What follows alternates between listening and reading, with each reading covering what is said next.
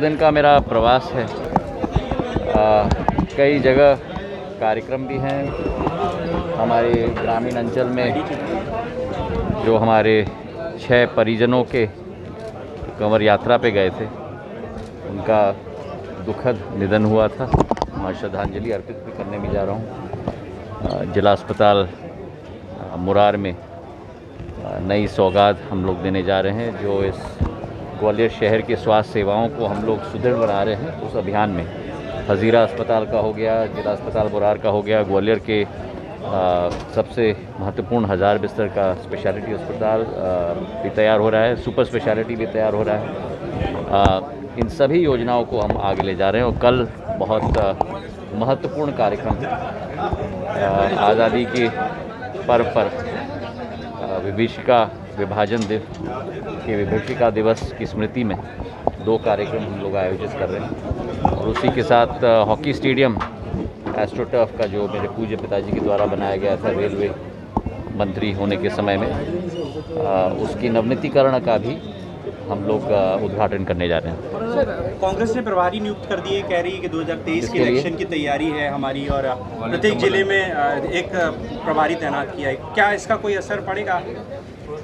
Bharatiya Janata party जनता के विकास के आधार पर, प्रधानमंत्री नरेंद्र मोदी जी के विजन के अनुसार, मुख्यमंत्री शिवराज सिंह जी के अथक प्रयासों के अनुसार, हमारे प्रदेश अध्यक्ष वी.डी. शर्मा जी, हमारे राष्ट्रीय अध्यक्ष जे.पी. नड्डा जी की लगन के अनुसार मुझे पूरा विश्वास है कि 2023 में हमारी जो टोली है, और ये टोली जो आप अपने समक्ष देख रहे हैं लोगों की, ये राजनीतिज्ञों की नहीं, लेकिन प्रधानमंत्री जी की आशा के अनुरूप ये जनसेवकों की टोली है। जनता का विश्वास बरकरार भारतीय जनता पार्टी के साथ रहेगा। फ्लाइटें खाली जा रही हैं। एक मिनट। जहाँ तक फ्लाइटों की बात है, आप लोगों को अच्छी तरह से आप लोग भली भांति परिचित हैं। वो ग्वालियर 2 या 3 शहरों के साथ जुड़ा हुआ था, उस ग्वालियर को हम लोग ने अब 10 शहरों के साथ जुड़ा दिया। अब सुविधा ग्वालियर को मिल चुकी है। अब ग्वालियर के वासियों को उस सुविधा का उपयोग करना है। अरे भैया, वही तो मैं कह रहा हूँ ना। ग्वालियर सुनो भाई, ग्वालियर के वासियों को उस सौगात का उपयोग करना है। और जिस फ्लाइट में अभी आया हूँ मैं, ग्वालियर दिल्ली से ग्वालियर, मैं अभी चर्चा कर रहा था प्लेन के अंदर ही, 75 हमारी सीटें हैं और 72 सीटें भरी हुई हैं। तो कुछ फ्लाइटें छकाछक भरी जा रही हैं।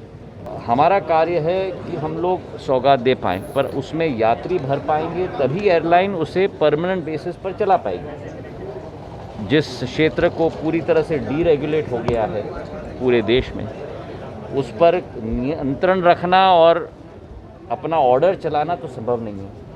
अब ये हमारे ग्वालियर के वासियों के ऊपर निर्भर है कि जो सौगातें दी गई हैं उनको चलाना है तो भर भर के जाएं, अपने परिजनों से मिलें, दूसरे शहरों में दर्शन करने जाएं। आपके मीडिया के तहत से भी हाथ जोड़ के मैं निवेदन करूंगा कि ये सौगातों का लाभ हम लोग लें।